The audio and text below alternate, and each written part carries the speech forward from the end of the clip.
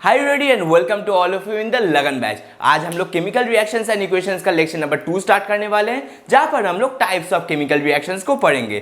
तो फिर सभी इधर उधर देखना बंद कर दीजिए, अपने सामने एक पेन कॉपी और इनसाइड बुक लेकर बैठ जाए। मैं हूं शाहिद मजुमदार और आप देख रहे हैं style diversity. So let's start our today's topic.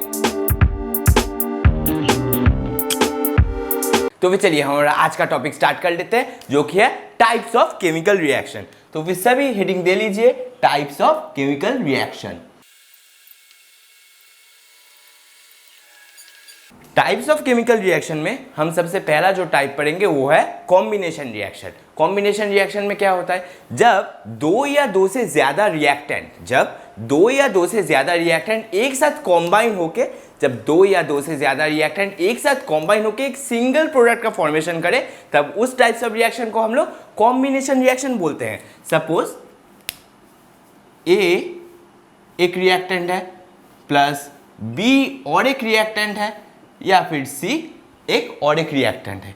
ये तीन रिएक्टेंट एक साथ कॉम्बाइन करके एक सिंगल प्रोडक्ट का फॉर्मेशन करे, या फिर सिर्फ दो रिएक्टेंट को लेकर भी हो सकता है, जस्ट ए प्लस बी। दो रिएक्टेंट को लेकर भी हो सकता है। देखिए, जब दो या दो से ज्यादा रिएक्टेंट एक साथ कॉम्बाइन करके एक सिंगल प्रोडक्ट का फॉर्मेशन करे, तब हम उस स्पेशल टाइप ऑफ रिएक्शन को कॉम्बिनेशन रिएक्शन बोल देते हैं। अच्छा, ये मैं जो हर रिएक्शन के टाइप के नीचे एक आपको समझाने के लिए बस अल्फाबेटिकल वे से ऐसे समझा रहा हूँ, ये ना आप नोट कर लेंगे, क्योंकि आपके एग्जाम में बहुत टाइम में जस्ट एक रिएक्शन दे देगा और आपको आइडेंटिफाई करना है वो कौन सा टाइप का रिएक्शन होगा। तो फिर आप बस, बहुत सारे रिएक्शन तो ऐसे होते हैं वो देख के ही पता लग जाता है, तो फिर उसको आइडेंटिफिकेशन में ये मेथड बहुत हेल्पफुल होता है। इसलिए हर रिएक्शन टाइप के नीचे मैं जब ये अल्फाबेटिकल वे से आपको समझाऊंगा, आप इसे लिख लेंगे। मैं ये मिटा दे रहा हूं अभी के लिए। चलिए, तो फिर हम लोग स्टार्ट करते हैं कॉम्बिनेशन रिएक्शन। कॉम्बिनेशन रिएक्शन में हम लोग अगर सिविलाइज्ड वे से बोलना होगा तो फिर हम लोग लिख सकते हैं when to or more reactant combine to form a single product, that type of reaction is known as combination reaction. When two or more reactant combine together, combine या फिर react भी लिख सकते हैं, together to form one single product is known as combination reaction. मैं जो alphabetical वे से बोला वो और एक बार लिख देता हूं। सपोज अगर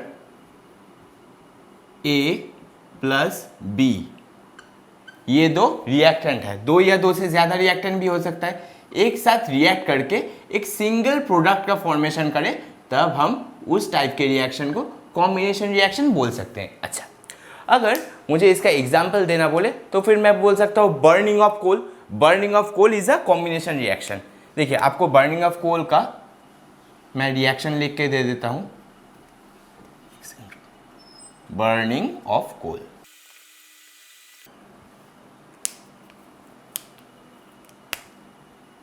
carbon in solidified form plus oxygen in gaseous state gives CO2।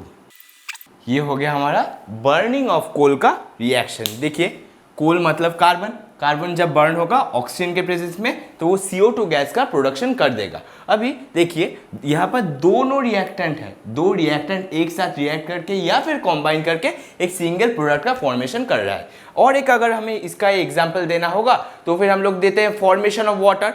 Formation of water का जो रिएक्शन होगा वो भी is a example of combination reaction. देखिए, वाटर का फॉर्मेशन का रिएक्शन तो आपको पता ही होगा कि 2H2 plus O2 gives H2। देखिए, तो फिर ये हमारा कॉम्बिनेशन रिएक्शन हो गया, and this is the reaction of formation of water. लिख देते हैं इसको, फॉर्मेशन ऑफ वाटर।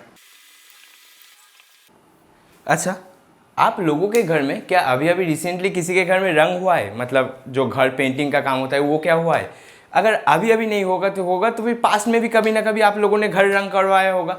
देखिए, घर रंग करवाने का जो प्राइमरी प्रोसेस है उसमें जो पहला स्टेप आता है वो आता है वाइट वॉशिंग का। तो फिर कभी ना कभी आप लोगों ने अपने लाइफ में वाइट वॉशिंग का प्रोसेस तो देखा ही होगा।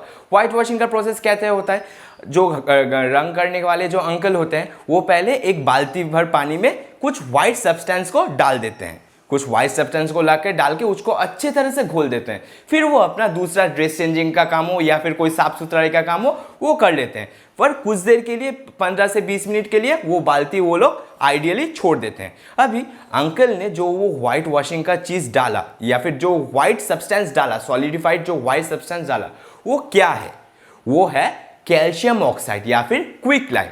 क्विक लाइम जब वो पानी में घोल देते हैं तब वो कैल्शियम हाइड्रोक्साइड में कन्वर्ट होता है, CaOH2 कैल्शियम हाइड्रोक्साइड या फिर स्लेक लाइम में कन्वर्टेड हो जाता है। या वो अभी क्वेश्चन आता है वो लोग आइडियली क्यों छोड़ देते हैं, मतलब अंकल लोग उस बाल्टी को 15 से 20 मिनट आइडियली क्यों छोड़ देते हैं, क्योंकि जब हम कैल्शियम ऑक्साइड को पानी में घोलते हैं तब वो मैसिव अमाउंट ऑफ हीट को रिलीज करता है, इसीलिए हम लोग उसको घोल के कुछ देर के लिए छोड़ देते हैं, नहीं तो हाथ देंगे तो फिर हाथ जल जाएगा। इसलिए अंकल लोग क्या करते हैं, उसको घोल के आइडियली रख देते हैं एंड देन वो अपना दूसरा काम कर लेते हैं। तो फिर अगर हम इसका रिएक्शन लिखे तो फिर आप अच्छी तरह से देख लीजिए हम लोग क्या लिख सकते हैं। हम लोग लिख सकते हैं, मैंने बोला कैल्शियम ऑक्साइड, अच्छा CaO प्लस वाटर, पानी में ही घोल रहे हैं, कोल्ड ड्रिंक्स में नहीं घोलते हैं, water gives calcium hydroxide,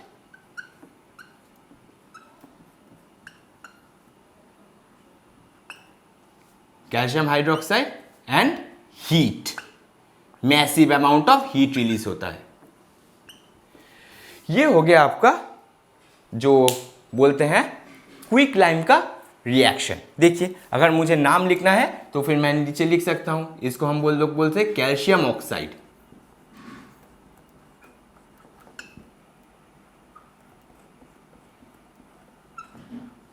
calcium oxide को हम लोग क्विक लाइम भी बोल सकते हैं। अच्छा, फिर इस चीज को हम लोग बोलते हैं कैल्शियम हाइड्रोक्साइड, CaOH2 को हम लोग बोलते हैं कैल्शियम हाइड्रोक्साइड, एंड इसको हम लोग बोलते हैं स्लेक लाइम। अभी आप लोग नोटिस करेंगे कि हमने व्हाइट वॉशिंग दीवार का करवा लिया, ठीक है। व्हाइट वॉशिंग करवाने के बाद आप 2-3 दिन बाद देखोगे एक शाइनी सा अपीयरेंस आ जाता है दीवार में। एक सेकेंड, और एक चीज़ बता देता हूँ, देख लीजिए अच्छी तरह से। हमने दीवार में प्राइमरीली क्या पेंट किया, हमने दीवार में प्राइमरीली कैल्शियम हाइड्रोक्साइड को पेंट किया। देखिए, मैं और एक बार रिपीट कर देता हूँ आपके लिए। कैल्शियम ऑक्साइड को पानी में घोले, पहले पानी में घोल के 15 से 20 मिनट रख दिए। 15 से 20 मिनट रखने क्यों रखते हैं, क्योंकि it is a exothermic reaction, because massive amount of heat evolve हो रहा है। एंड हम लोग कैल्शियम हाइड्रोक्साइड जो है उसको व्हाइट वॉश कर दिए, कैल्शियम हाइड्रोक्साइड जो है उसको दीवार में पेंट कर दिए अंकल लोग। फिर क्या करते हैं, वो 2-3 दिन के बाद हम लोग देख सकते हैं कि वो दीवार पे एक शाइनी अपीयरेंस आता है। अभी वो शाइनी अपीयरेंस किसके लिए आता है, देख लीजिए अच्छी तरह से। जब हमारे एयर में कार्बन डाइऑक्साइड प्रेजेंट है, हमारे एयर में जो कार्बन डाइऑक्साइड प्रेजेंट है वो स्लोली कैल्शियम हाइड्रोक्साइड के साथ रिएक्ट करके कैल्शियम कार्बोनेट का फॉर्मेशन करवा देता है। Calcium carbonate is responsible for the shiny appearance of the walls after white washing. अच्छा, अगर मुझे रिएक्शन लिखना हो तो फिर मैं रिएक्शन में भी लिख सकता हूं कि कैल्शियम हाइड्रोक्साइड जो होगा वो जब कार्बन डाइऑक्साइड के साथ रिएक्ट करेगा एयर में, कैल्शियम कार्बोनेट का फॉर्मेशन हो जाता है एंड वाटर का फॉर्मेशन। अच्छा, देख लीजिए अच्छी तरह से, ये आपका कंप्लीट प्रोसेस हो गया व्हाइट वॉशिंग का। ये है कैल्शियम कार्बोनेट। अच्छा, ठीक है, तो फिर आप लोग इतना जल्दी से लिख लीजिए। फिर मैंने अभी जो आपको बोला, अभी जो आपको इन 2 रिएक्शन के बारे में बोला, उसके बारे में थोड़ा और 2 बातें लिख लेंगे। इसको पहले आप इतना जल्दी से कॉपी में नोट डाउन कर लीजिए। अच्छा, आई होप अभी तक आप लोगों ने ये सारा चीज़ें लिख लिया होगा, तो फिर मैं इसे मिटा देता हूँ। चलिए, तो फिर हम लोग बोल सकते हैं स्लेक लाइम मतलब calcium hydroxide is use for white washing of the walls. देखिए, कैल्शियम हाइड्रोक्साइड या फिर slack lime is used for whitewashing of walls. फिर हम लोग लिख सकते हैं it reacts slowly. Calcium hydroxide reacts slowly with the carbon dioxide present in the air. After painting in the wall, the calcium hydroxide reacts slowly with carbon dioxide present in the wall. After painting, calcium hydroxide या फिर slackline reacts slowly with CO2 in air. फिर हम लोग बोल सकते हैं then after 2 to 3 days the calcium hydroxide is converted into calcium carbonate.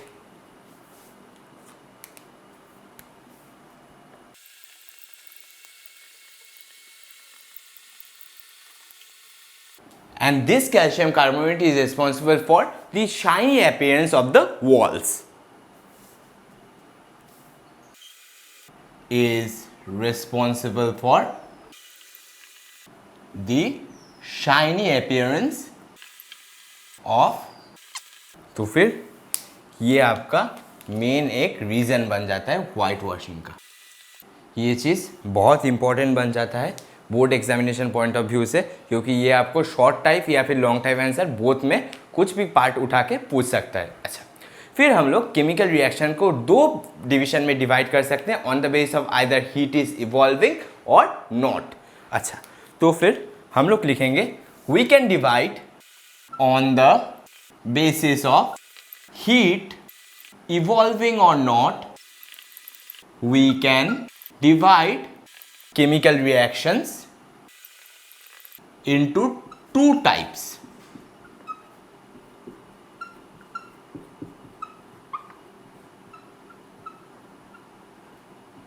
That is exothermic and endothermic. exothermic chemical reaction क्या है? जिन रिएक्शन में रिएक्शन प्रोसीड होने के दौरान या फिर प्रोडक्ट फॉर्मेशन के दौरान मैसिव अमाउंट ऑफ हीट का प्रोडक्शन होता है, उसको हम लोग एक्सोथर्मिक रिएक्शन बोल देते हैं. मतलब हम लोग पहले पढ़ेंगे एक्सोथर्मिक रिएक्शन. मैंने अभी आपको क्या बोला? जिन रिएक्शन में प्रोडक्ट प्रोडक्शन के दौरान या फिर प्रोडक्ट फॉर्मेशन के दौरान या फिर रिएक्शन के प्रोसीड के दौरान बहुत मैसिव अमाउंट ऑफ हीट का प्रोडक्शन होता है, उस पर्टिकुलर रिएक्शन को एक्सोथर्मिक रिएक्शन बोल देते हैं. तो फिर हम लोग लिख सकते हैं reaction which proceed with the formation of massive amount of heat is known as हमारा exothermic reaction.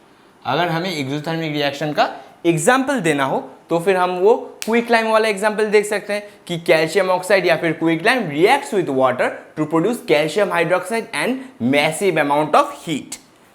देख लीजिए अच्छी तरह से. हम लोग लिख सकते हैं calcium oxide reacts with water to produce calcium hydroxide. and देखिए इस रिएक्शन के दौरान हीट का प्रोडक्शन हो रहा है.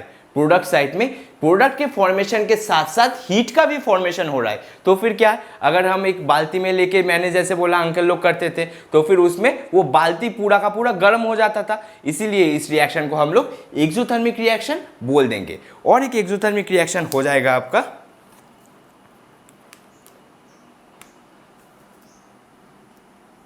ये, अगर नंबर 1 दे दे, और एक बोल सकते हैं डिकम्पोजिशन ऑफ वेजिटेबल्स. आप लोग वेजिटेबल को मतलब देखेंगे कि मैन्योर का कन्वर्शन होता है. वेजिटेबल वेस्ट या फिर किचन वेस्ट से हम मैन्योर का कन्वर्शन करते हैं. वो मैन्योर हम लोग प्लांट्स के लिए यूज़ करते हैं मेनली. तो फिर हम लोग लिख सकते हैं decomposition of vegetable of the या फिर kitchen waste is also a exothermic reaction, क्योंकि वहाँ पर एनर्जी का कन्वर्शन हो रहा है, वहाँ पर एनर्जी का प्रोडक्शन हो रहा है. इसलिए हम लोग लिख सकते हैं डिकम्पोजिशन ऑफ वेजिटेबल वेस्ट. फिर हम लोग और एक एग्जांपल के बारे में बोल सकते हैं, that is burning of natural gas.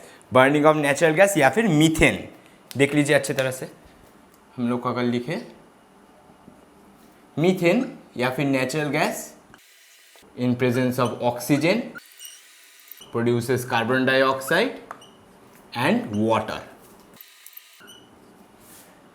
And this is the reaction of burning of natural gas. अच्छा, इसमें भी, इस रिएक्शन में भी मैसिव अमाउंट ऑफ हीट का प्रोडक्शन होता है। और एक रिएक्शन है जो कि है रेस्पिरेशन, जो आप और हम रिस्पायर कर रहे हैं, वो भी एक एक्सोथर्मी की प्रोसेस है। रेस्पिरेशन का रिएक्शन होगा, उसको भी नीचे से लिख देता हूं एक बार में। देखिए,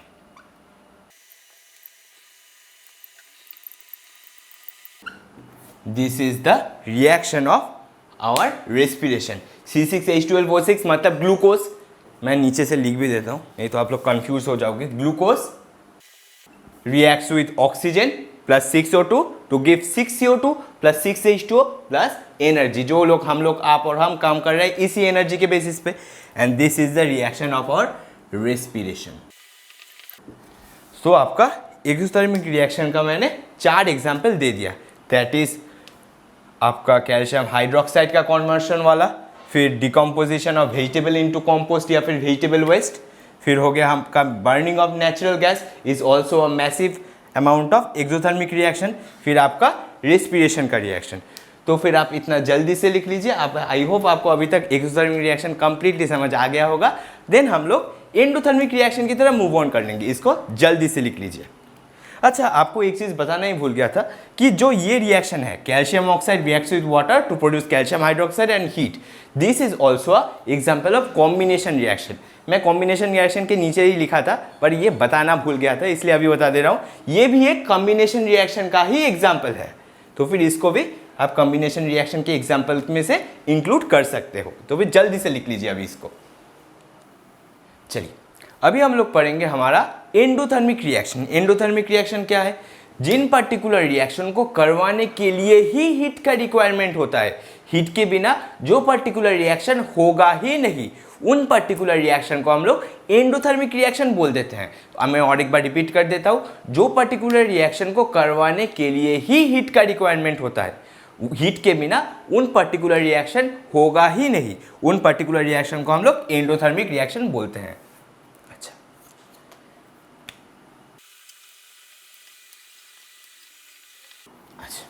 एंडोथर्मिक रिएक्शन के बारे में हम लोग बोल सकते हैं, the reaction in which heat is absorbed is known as endothermic reaction. Reactions heat is absorbed known as endothermic reactions.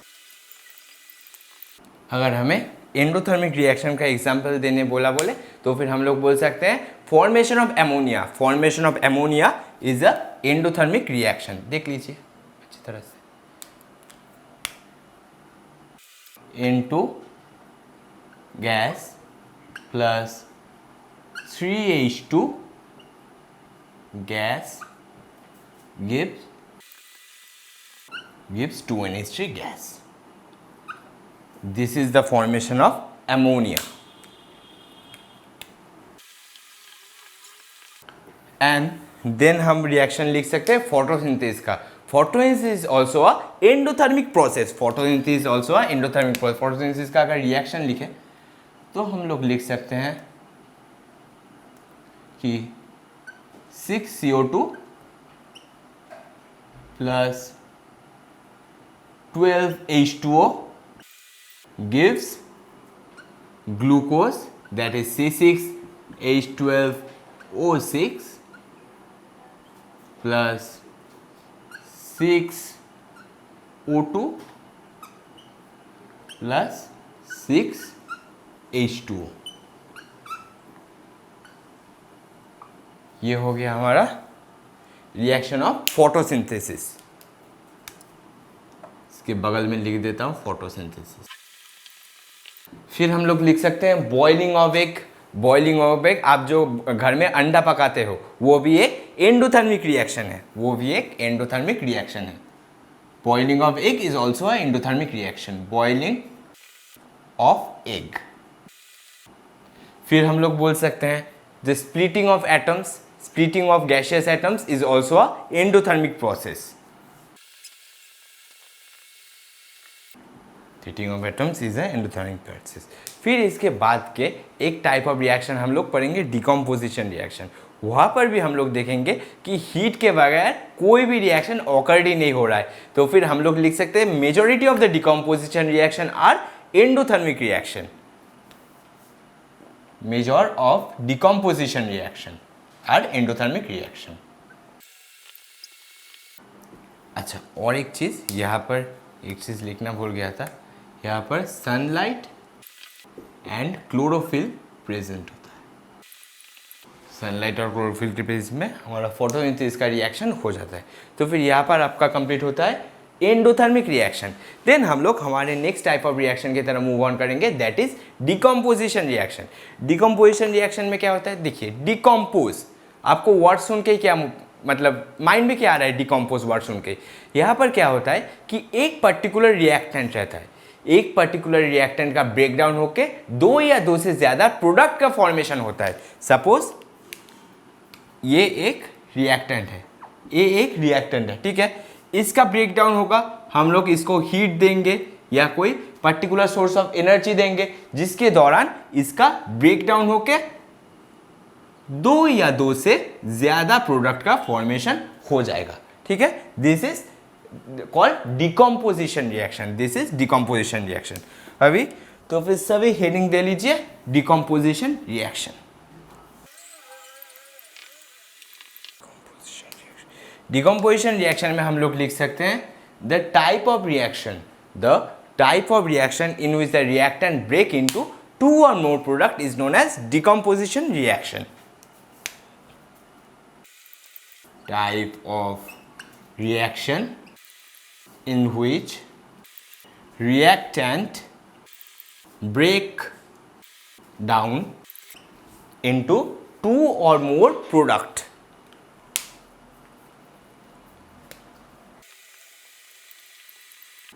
is known as decomposition reaction.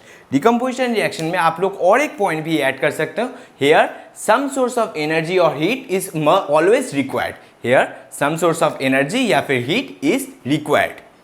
ये मस्ट हो जाता है डिकम्पोजिशन रिएक्शन के बारे में।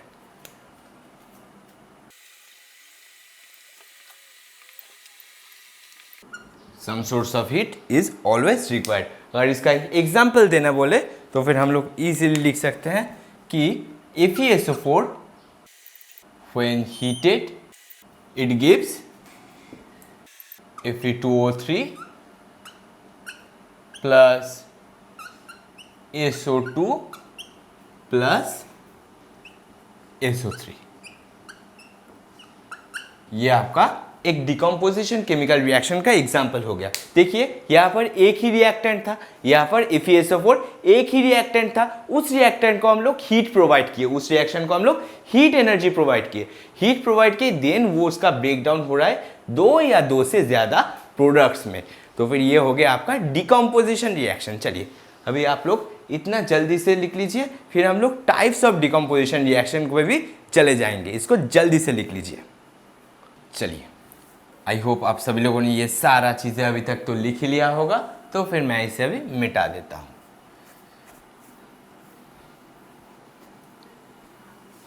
एंड अभी सभी अपने कॉपी में बड़ा बड़ा करके हेडिंग दे दीजिए टाइप ऑफ डिकम्पोजिशन रिएक्शन। देख लीजिए, we can classify decomposition reaction into primarily three groups on the basis of what? On the basis of source of energy या फिर source of heat। मैंने अभी अभी बोला था decomposition reaction का जो primary requirement है वो एक हीट या फिर एनर्जी का सोर्स है। हीट या फिर एनर्जी का सोर्स के बिना डिकम्पोजिशन रिएक्शन होगा ही नहीं। तो फिर on the base of source of heat कि हम लोग हीट को कौन से सोर्स से गेन कर रहे हैं, that we can classify decomposition reaction into primary three group. पहला हमारा हो जाएगा thermal decomposition reaction. Thermal decomposition reaction क्या है? जब हम हीट को आर्टिफिशियली प्रोवाइड कर रहे हैं, हम लोग हीट को डिलिबरेटली आर्टिफिशियली रिएक्शन प्रोवाइड कर रहे हैं उस पर्टिकुलर रिएक्शन को करवाने के लिए, तब हम उसे बोलेंगे थर्मल डिकम्पोजिशन रिएक्शन। जब हम हीट को सनलाइट के थ्रू से, सूर्य देव के थ्रू से प्राप्त कर रहे हैं, तब हम उसको बोलेंगे फोटो डिकम्पोजिशन रिएक्शन। जब हम हीट को इलेक्ट्रिसिटी के माध्यम से पास करा रहे हैं या फिर इलेक्ट्रिसिटी के माध्यम से प्राप्त कर रहे हैं, तब हम उसको बोलेंगे इलेक्ट्रोलाइटिक डिकम्पोजिशन रिएक्शन। तो फिर सभी ने अब तक हेडिंग दे लिया होगा टाइप ऑफ डिकम्पोजिशन रिएक्शन। तो फिर मैं पहला स्टार्ट कर देता हूं, थर्मल डिकम्पोजिशन रिएक्शन। चलिए थर्मल डिकम्पोजिशन। मैंने थर्मल डिकम्पोजिशन रिएक्शन के लिए अभी अभी क्या बोला कि हम लोग आर्टिफिशियल या फिर डिलीवरी एक पर्टिकुलर रिएक्शन को करवाने के लिए ही हीट को प्रोवाइड कर रहे हैं। तो फिर हम लोग लिखेंगे the chemical reactions which are carried out by heating are known as thermal decomposition reaction. Reactions carried out by heating, heating is known as thermal decomposition reaction. अगर हमें थर्मल डिकम्पोजिशन रिएक्शन का एग्जाम्पल देना हो तो फिर हम लोग बोल सकते हैं डिकम्पोजिशन ऑफ कैल्शियम कार्बोनेट। देख लीजिए अच्छी तरह से, डिकम्पोजिशन, पहले रिएक्शन ही लिख देता हूं। डिकम्पोजिशन ऑफ कैल्शियम कार्बोनेट का रिएक्शन हो जाएगा CaCO3, कैल्शियम कार्बोनेट को अगर हम हीट दे, कैल्शियम कार्बोनेट को अगर हम हीट दे तो वो calcium oxide and carbon dioxide में डिवाइडेड हो जाता है। अच्छा, इनका नामकरण भी कर देते हैं। इसको हम लोग बोलते हैं कैल्शियम कार्बोनेट या फिर लाइमस्टोन। एंड ये तो आपका बहुत पॉपुलर हो ही चुका होगा अब तक, कैल्शियम ऑक्साइड, या फिर इसको बोल सकते हैं क्विक लाइम या फिर लाइम भी बोलते हैं। और एक चीज जो कैल्शियम ऑक्साइड के बारे में बताना है, it is use for the manufacture of cement. Calcium oxide is use for the manufacture of cement. ये आपका 1 मार्क्स के क्वेश्चन में बहुत आसानी से पूछ सकता है। मैन्युफैक्चर ऑफ सीमेंट में भी हेल्प करता है। एंड इस रिएक्शन के पास आप लोग लिख सकते हैं decomposition of calcium carbonate. Second, अगर हमें एग्जाम्पल देने बोले तो फिर हम लोग बोल सकते हैं the heating of lead nitrate powder. Heating of lead nitrate powder, मैं पहले रिएक्शन लिख देता हूं। Lead nitrate powder is heated to give lead oxide plus nitrogen dioxide plus oxygen. ये आपका लेड नाइट्रेट के डिकम्पोजिशन का प्रोसेस है। चलिए बगल में नीचे से लिख देता हूँ, decomposition of lead nitrate powder.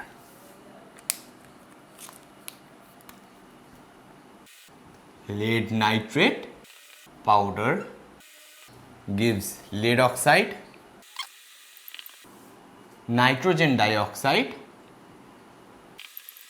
ये भी गैसियस होगा, एंड ऑक्सीजन। अच्छा, तो फिर next type of chemical reaction को हम लोग बोल सकते हैं, जो डिकम्पोजिशन रिएक्शन का नेक्स्ट टाइप होगा वो है photo decomposition reaction. Photo decomposition reaction के मैंने बारे में क्या बोला कि जो हमारा सोर्स ऑफ हीट होगा वो सूर्य देवता होंगे। जो हमारा सोर्स ऑफ हीट होगा वो सूर्य देवता होंगे। तो फिर हम लोग नेक्स्ट टाइप में लिखेंगे फोटो डिकम्पोजिशन रिएक्शन। हम लोग इसके बारे में लिख सकते हैं heat is obtained from sunlight. The reaction in which heat is obtained from sunlight is called photo decomposition reaction. मैं बस इतना लिख देता हूँ, heat is obtained from sunlight. अच्छा, अब अभी अगर हमें एग्जाम्पल बोलना हो तो फिर हम बोल सकते हैं the decomposition of silver chloride. The decomposition of silver chloride is a photo decomposition reaction. चलिए डायरेक्ट पहले रिएक्शन लिख देते हैं। सिल्वर क्लोराइड AgCl को अगर हम हीट करें, AgCl को अगर हम हीट करें सनलाइट के प्रेजेंस में, तो फिर हमें मिल जाएगा सिल्वर मिल जाएगा, जिन्हें आप जाके मार्केट में बेचोगे। फिर हमारा मिल जाएगा chlorine gas. Chlorine gas evolve होगा। ये है आपका reaction of photo decomposition reaction of silver chloride. देख लीजिए अच्छी तरह से, जो सिल्वर क्लोराइड का इनिशियल कलर होता है, सिल्वर क्लोराइड का जो इनिशियल कलर होता है वो होता है व्हाइट। पर जब हम सनलाइट में, जब हम सनलाइट के अंदर या फिर सनलाइट के नीचे सिल्वर क्लोराइड को रखेंगे तो उसका कलर ग्रेइश में कन्वर्टेड हो जाएगा। तो वो फिर वो ग्रे कलर में कन्वर्टेड हो जाएगा। जब हम सनलाइट के नीचे सिल्वर क्लोराइड को रखेंगे तो फिर उसका कलर व्हाइट से ग्रे में कन्वर्टेड हो जाता है, क्योंकि वो डिकम्पोज हो जाता है, सिल्वर एंड क्लोरीन गैस में डिकम्पोज हो जाता है हमारा सिल्वर क्लोराइड, दैट्स वाई उसका कलर भी व्हाइट से ग्रे में कन्वर्टेड हो जाता है। इसीलिए आप लोग लैब में देखोगे कि सिल्वर क्लोराइड को, AgCl को मेनली रखा जाता है ब्लैक कलर के बोतल में, उसको ट्रांसपेरेंट या फिर व्हाइट बोतल में नहीं रखा जाता, उसको ब्लैक कलर के बोतल में रखा जाता है। नीचे से लिख भी देता हूं, That's why AgCl या फिर silver chloride kept in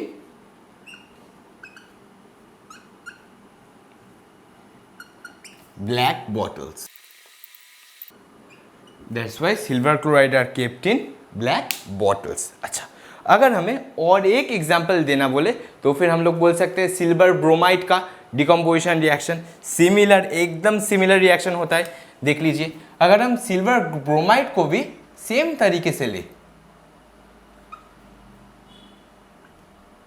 silver bromide को भी ले तो फिर उसे भी सनलाइट के नीचे रख दे तो फिर वो भी ऐसे ही सिमिलर वे में डिकम्पोज कर जाता है।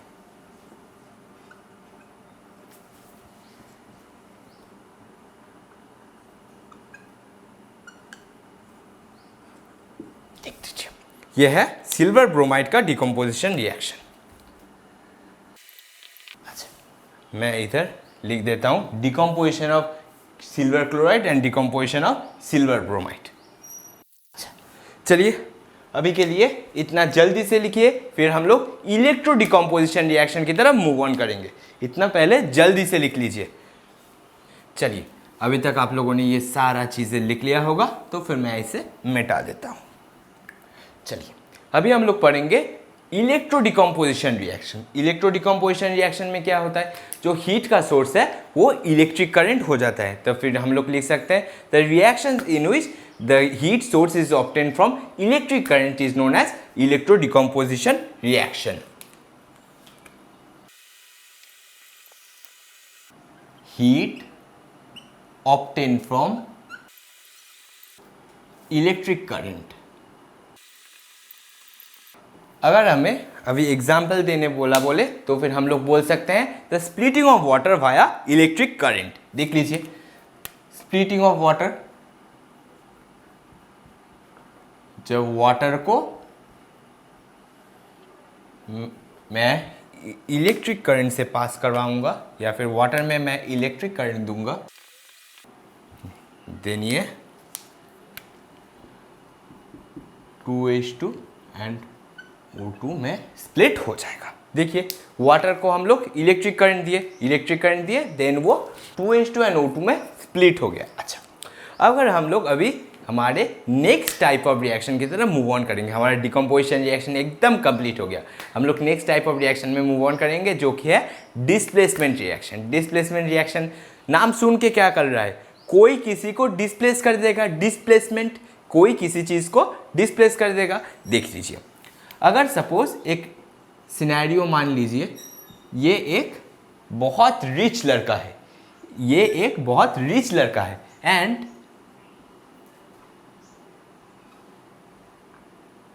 ये एक कपल पहले से ही, एक गर्लफ्रेंड बॉयफ्रेंड पहले से ही रिलेशनशिप में है। बी और डी, दो girlfriend boyfriend, B suppose boyfriend आप पकड़ लीजिए, और डी जो हमारा था वो गर्लफ्रेंड था। बहुत सुंदर कन्या थी। बी और डी पहले से ही अपने रिलेशनशिप में मस्त थे, पर कहाँ से ये रिच, बहुत वेल्दी, पूरा एकदम मर्सिडीज BMW चलाने वाला लड़का चला आया। डी एकदम मिडिल क्लास बॉय था, आपके और हमारी तरह एकदम मिडिल क्लास बॉय था, पर ए था बहुत, मतलब रईस घर से एकदम मर्सिडीज BMW चलाने वाला लड़का।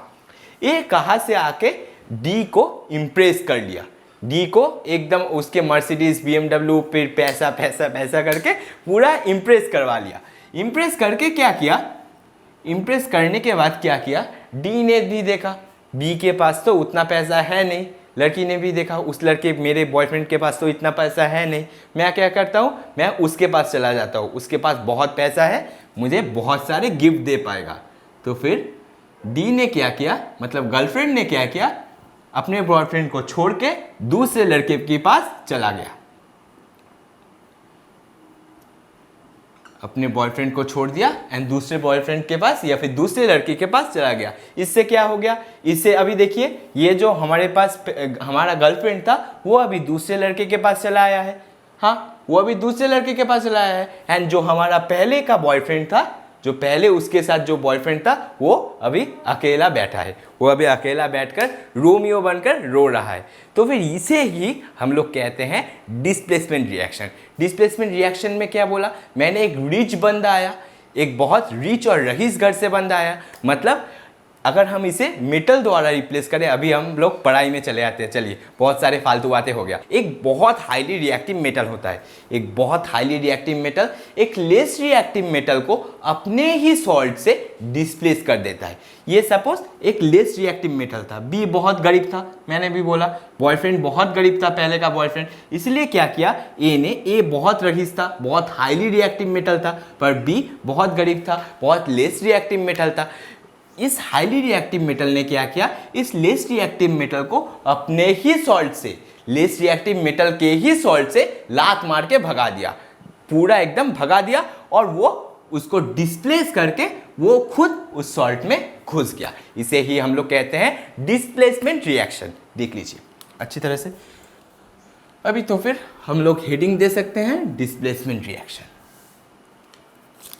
आपको बेसिक जनरल आइडिया तो हो ही चुका होगा।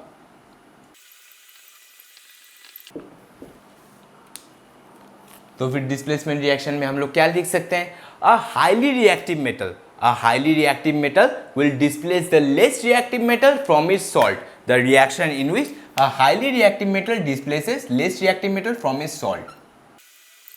A reaction in which a highly reactive metal displaces less reactive metal from its salt. It is known as displacement reaction. मैंने अभी अभी जो अल्फाबेटिकल वे में लिखा था वो और एक बार लिख देता हूँ, A plus B D gives A C plus B. Here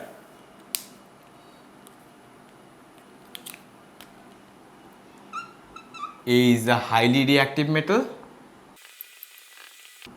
and जो हमारा B है वो less reactive metal है,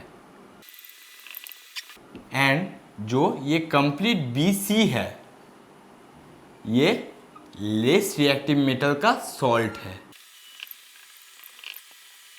salt of less reactive metal। तो फिर A कर रहा है, A क्या कर रहा है, A BC से, मतलब BC मतलब मैं यहीं पर बोल रहा हूँ, ठीक है, कोई दूसरा कुछ चीज़ नहीं है।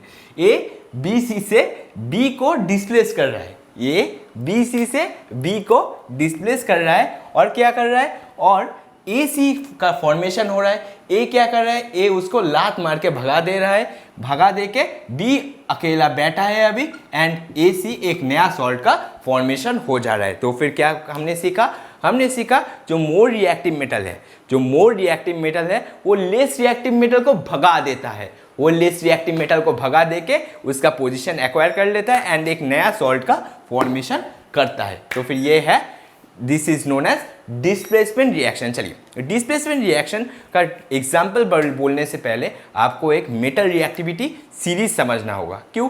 क्योंकि आप लोग समझोगे कैसे कि कौन सा मेटल ज़्यादा रिएक्टिव है एंड कौन किसको बाहर निकालेगा। आपको तो मेटल रिएक्टिविटी सीरीज समझने होगा, क्योंकि आपको समझना होगा कि कौन सा मेटल ज़्यादा रिएक्टिव है एंड कौन सा मेटल लेस रिएक्टिव है। तभी तो आप बता पाओगे कि वो मेटल उसको भगा सकता है, तभी आप समझ पाओगे कि वो कौन सा मेटल किसको भगाएगा। चलिए तो फिर आप इसको जल्दी से लिख लीजिए। अभी हम लोग पढ़ेंगे मेटल रिएक्टिविटी सीरीज, इसको मिटा के ही मैं मेटल रिएक्टिविटी सीरीज लिखूंगा। चलिए जल्दी से लिख लीजिए। चलिए आई होप अभी तक आप लोगों ने ये सारा चीज़ें लिख लिया होगा। आप लोग मेटल रिएक्टिविटी का जो सीरीज़ है वो डिस्प्लेसमेंट रिएक्शन के अंडर ही लिखोगे। मेरा तो स्पेस का अभाव है, आप तो अपने कॉपी में नोट कर रहे होगे, आई एम फॉर श्योर। इसीलिए आप लोग जो मेटल रिएक्टिविटी सीरीज़ है उसको एक सेपरेट हेडिंग करके डिस्प्लेसमेंट रिएक्शन के नीचे ही लिखोगे। अभी सभी हेडिंग दे लीजिए, मेटल रिएक्टिविटी सीरीज।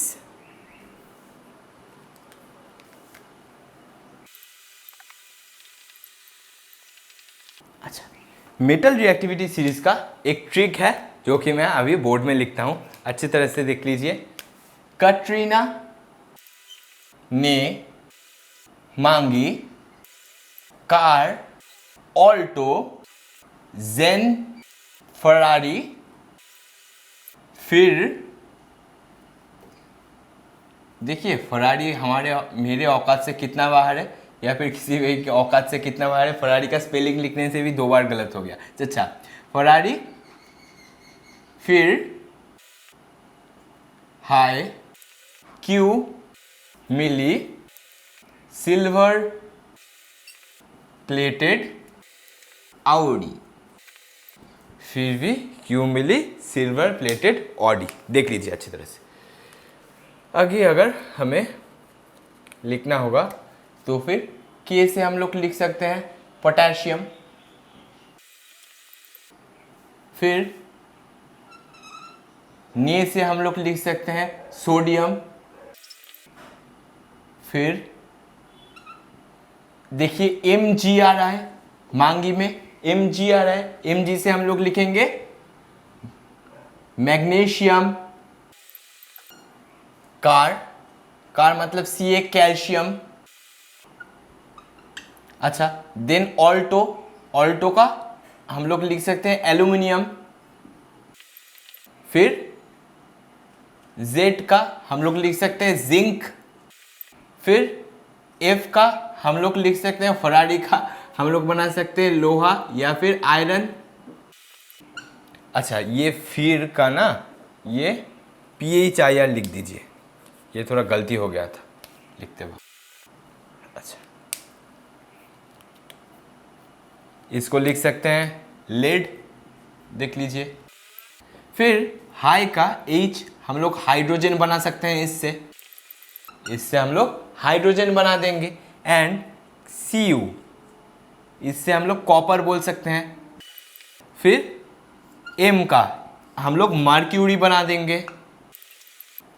फिर सिल्वर तो आपको पता ही है। फिर हम लोग लिखेंगे प्लेटिनम, प्लेटेड का प्लेटिनम। फिर ऑडी का Au का हम लोग लिख सकते हैं गोल्ड। अच्छा, अभी अगर सिंबल देना हो तो पोटेशियम के, सोडियम लिख सकते हैं Na, फिर मैग्नीशियम का लिख सकते हैं Mg,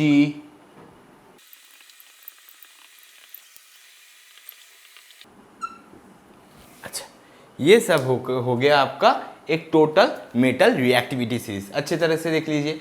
कटरीना पोटेशियम, ने सोडियम, मांगी magnesium, car calcium, Alto aluminium, Zen zinc, Ferrari iron, फिर लेड हाइड्रोजन, क्यू कॉपर, मिली mercury, silver plated platinum and gold. ये है आपका पूरा मेटल रिएक्टिविटी सीरीज। ये जो लास्ट जो तीन मैंने लिखा हूं this are the least reactive metal. देखिए इसको इसलिए एक सेपरेटिंग से मैंने इंडिकेट किया है, this are the least reactive metal.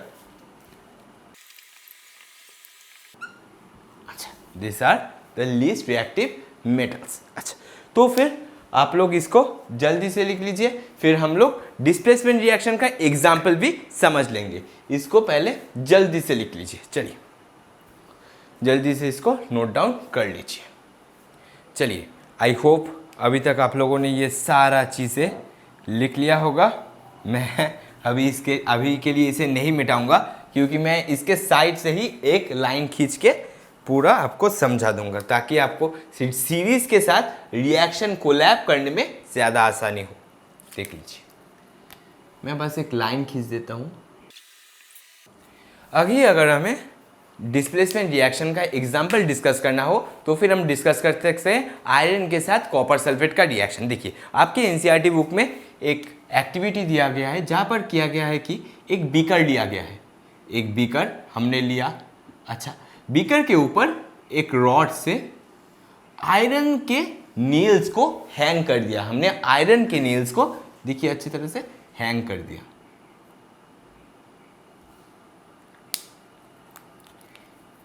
यह है आयरन के नेल्स, यह है आयरन के नेल्स। इन्हें हमें एक रॉड के सहारे बीकर के अंदर हैंग कर दिया। और बीकर में क्या है, बीकर में है CuSO4 सॉल्यूशन, मतलब कॉपर सल्फेट सॉल्यूशन। बीकर के अंदर है हमारा कॉपर सल्फेट सॉल्यूशन। अच्छा, अभी क्या होगा, अभी क्या कुछ देर बाद क्या होगा, आप लोग अच्छे तरह से सुन लीजिए। कुछ देर बाद क्या होगा, जो कॉपर सल्फेट का ओरिजिनल कलर है वो ब्लू होता है, आपको भी पता है, मुझे भी पता है। कुछ देर बाद क्या होगा, कॉपर सल्फेट का ब्लू कलर स्लाइटली डीकलराइज होना शुरू हो जाएगा। एंड हम लोग ऑब्जर्व कर सकते हैं कि आयरन नेल्स के ऊपर भी एक ब्राउन कलर का कोटिंग चला है। क्यों चला है, अभी चलिए समझ लेते हैं। देख लीजिए, मेटल रिएक्टिविटी सीरीज में आयरन और कॉपर का पोजीशन आप देख लीजिए जरा। आयरन कहाँ है, आयरन ऊपर है, और कॉपर कहाँ है, कॉपर नीचे है। मतलब हम लोग ये प्रिडिक्ट कर सकते हैं, हम लोग ये बोल सकते हैं मेटल रिएक्टिविटी सीरीज को देख के कि iron is far more reactive than copper. हम लोग ये मेटल रिएक्टिविटी सीरीज को देख के ही बोल सकते हैं कि iron is far more reactive than copper in case of reactivity. तो फिर आयरन क्या करेगा, आयरन कॉपर को उसके ही सॉल्ट से भगा देगा, आयरन कॉपर को उसके ही सॉल्ट से भगा देगा, एंड एक नया कंपाउंड का फॉर्मेशन होगा जो है FeSO4। इसीलिए जो हमारा CuSO4 का ओरिजिनल कलर है जो ब्लू है, वो स्लाइटली डिकलराइज होना शुरू हो जाता है। अगर हम रिएक्शन लिखें तो फिर हम ऐसे लिख सकते हैं कि Fe plus CuSO4 gives FeSO4 plus Cu। ये है इसका टोटल ओरिजिनल रिएक्शन। जो original colour of the copper sulphate था वो ब्लू था, and blue colour of the copper sulphate slightly decolorizes due to formation of a new compound that is FeSO4। हम लोग लिख सकते हैं the colour of copper sulphate slightly decolourised. अच्छा, ये एक आपका इंपॉर्टेंट रिएक्शन हो गया कि कॉपर सल्फेट के साथ आयरन का। चलिए इसको लिख लीजिए अच्छी तरह से। मैं ये बीकर का पिक्चर मिटा देता हूं ताकि मैं यहाँ पर नेक्स्ट रिएक्शन को लिख सकूं। नेक्स्ट रिएक्शन अगर हमें बोलना बोले तो फिर हम लोग बोल सकते हैं जिंक के साथ कॉपर सल्फेट का रिएक्शन। देख लीजिए क्या रिएक्शन होगा। हम लोग अगर जिंक को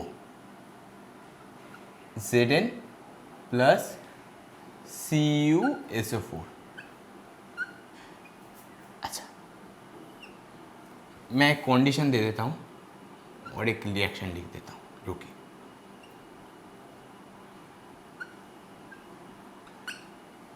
अभी आप मुझे बताइए ये दोनों रिएक्शन का रिजल्ट क्या होगा। वीडियो को पॉज करिए और कमेंट सेक्शन में जल्दी से कमेंट कीजिए, मैं देख लूंगा कमेंट। जल्दी से कमेंट कीजिए कि ये दोनों रिएक्शन का रिजल्ट क्या होगा। देख लीजिए, आपने आंसर लिख दिया, आपने आंसर कॉपी में भी नोट डाउन कर लिया। चलिए अभी हम डिस्कस कर लेते हैं। देख लीजिए, जिंक एंड CuSO4 का रिएक्शन हो रहा है। जिंक कहाँ है, मतलब रिएक्टिविटी सीरीज में अगर हम जिंक को देखें, जिंक कहाँ है, जिंक इधर है, एंड कॉपर को देखें, कॉपर किधर है, कॉपर नीचे है। मतलब अभी भी हम बोल सकते हैं कि zinc is the more reactive metal than copper. हम लोग अभी भी बोल सकते हैं कि zinc is more reactive than copper. So क्या होगा, सो डिस्प्लेसमेंट रिएक्शन ऑकर्ड होगा, जिंक कॉपर को भगा देगा। अगर कॉपर को भगा दिया तो फिर हम लोग क्या लिख सकते हैं, हम लोग लिख सकते हैं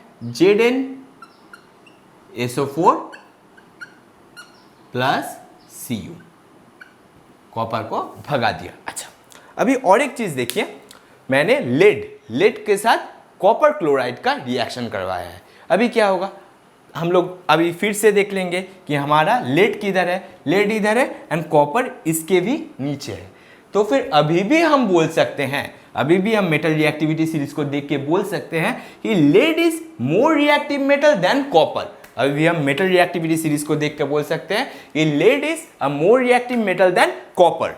इसीलिए लेड क्या करेगा, कॉपर को भगा देगा, प्लस कॉपर। तो फिर ये आपका और एक रिएक्शन हो गया। मैं आपको और एक रिएक्शन देता हूँ, अच्छी तरह से देख लीजिए। पहले इसे लिख देता हूँ कि जिंक एंड जो हमारा लेड है, हम लोग लिख सकते हैं zinc and lead are more reactive than copper. अच्छा, फिर मैं आपको और एक रिएक्शन देता हूं, अच्छी तरह से देख लीजिए। अभी हम लोग और एक रिएक्शन के बारे में डिस्कस करते हैं। अगर मैं जिंक को KCl के साथ रिएक्ट कराऊं, मैं जिंक को KCl के साथ रिएक्ट कराऊं तो फिर क्या होगा, चलिए बोलिए। अभी आप लोग बोलेंगे मेटल रिएक्टिविटी सीरीज भी आपके सामने है, आपके सामने क्वेश्चन भी दिया गया है। अभी आप आंसर कीजिए जल्दी से, फिर से कमेंट सेक्शन में कमेंट कीजिए कि क्या आंसर होगा। जिंक को जब हम KCl के साथ रिएक्ट कराएंगे तो फिर क्या होगा, देख लीजिए अच्छी तरह से। फिर हम लोग जिंक का पोजीशन देख लेते हैं एक बार। जिंक किधर है मेटल रिएक्टिविटी सीरीज में, इधर है। अच्छा, फिर पोटेशियम का भी पोजीशन देख लेते हैं। पोटेशियम ऊपर है। अभी आप लोग बोलिए क्या रिएक्शन, ये रिएक्शन होगा, क्योंकि पोटेशियम तो हमारा मोर रिएक्टिव मेटल है। Potassium is a more reactive metal than zinc. आप लोग देख लीजिए, पोटेशियम मोर रिएक्टिव है than zinc. Potassium metal reactivity series में ऊपर है। जो भी मेटल रिएक्टिविटी सीरीज में अपर पोजीशन होल्ड करेगा वो नीचे वाले मेटल को डिस्प्लेस कर सकता है, वो नीचे वाले मेटल को हटा सकता है, मतलब वीक रिएक्टिव या फिर लेस रिएक्टिव मेटल को अपने सॉल्ट से हटा सकता है। पर यहाँ पर तो हमारा पोटेशियम ही मोर रिएक्टिव है, मतलब सॉल्ट के अंदर जो मेटल है वो ही मोर रिएक्टिव है। तो फिर जिंक उसको कैसे हटाएगा। यहाँ पर बॉयफ्रेंड, मतलब लड़की जिस बॉयफ्रेंड के साथ थी पहले से, उसके पास ही बहुत पैसा है, तो फिर क्या वो गरीब लड़के के पास जाएगा? कभी कभी जाता है? लड़की रईस लड़के को छोड़ के गरीब लड़के के पास कभी जाएगा? ऐसा कभी नहीं होगा। तो फिर हम लोग लिख सकते हैं यहाँ पर no reaction take place.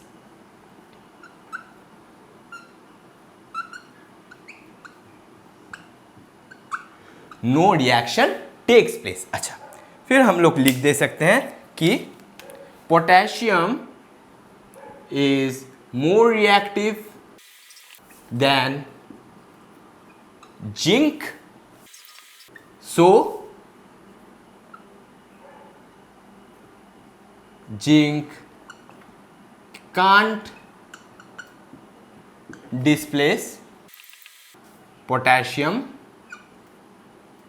from its salt। अच्छा, तो फिर यहाँ पर आपका कंप्लीट हो गया डिस्प्लेसमेंट रिएक्शन। मैंने बहुत सारे एग्जाम्पल देके आपको अच्छे तरह से डिस्प्लेसमेंट रिएक्शन का क्लियरिफाइड पॉइंट ऑफ व्यू दे दिया। आप एक बार चाहिए तो अच्छी तरह से स्क्रीनशॉट उठा लीजिए या फिर नोट कर लीजिए। आई होप अभी तक आप लोगों ने ये सारा चीज़ें नोट डाउन कर लिया होगा। And I guess all of you have taken the notes of today's lecture. मैंने आज आपको टाइप्स ऑफ केमिकल रिएक्शन के बारे में जो भी कुछ बताया आपको प्रॉपर वे से अच्छे तरह से समझ आ गया होगा। देखिए, आपका chemical reaction, types of chemical reaction में मेनली और दो टाइप ऑफ केमिकल रिएक्शन बचा है, जो कि है डबल डिस्प्लेसमेंट रिएक्शन या और एक है रिडक्शन एंड ऑक्सीडेशन रिएक्शन या फिर रेडॉक्स रिएक्शन। ये दोनों टाइप ऑफ रिएक्शन ही आपका बचा हुआ है अभी भी, वो मैं नेक्स्ट लेक्चर में कवर कर दूंगा। एंड आपका एक कोरोशन और एनसीईटी का लास्ट पार्ट है, उसे भी कवर कर दूंगा। तो फिर आज के लेक्चर में आई होप आपको समझने में कोई भी प्रॉब्लम नहीं होगा, सभी कॉन्सेप्ट आपको क्रिस्टल क्लियर वे से समझ आ गया होगा। एंड फिर भी अगर आपको समझने में ज़रा सा भी दिक्कत हुआ होगा या फिर मेरा एक्सीलेंट सा हैंडराइटिंग समझने में आपको ज़रा सा भी दिक्कत हुआ होगा, तो फिर आप मुझे कमेंट सेक्शन में ज़रूर इन्फॉर्म करें। मैं आपके पर्टिकुलर डाउट का, हाँ तुम्हारे पर्टिकुलर डाउट को नेक्स्ट वीडियो का जो लास्ट सेक्शन होगा वहाँ पर कवर कर दूंगा। And thanks for attending my lecture.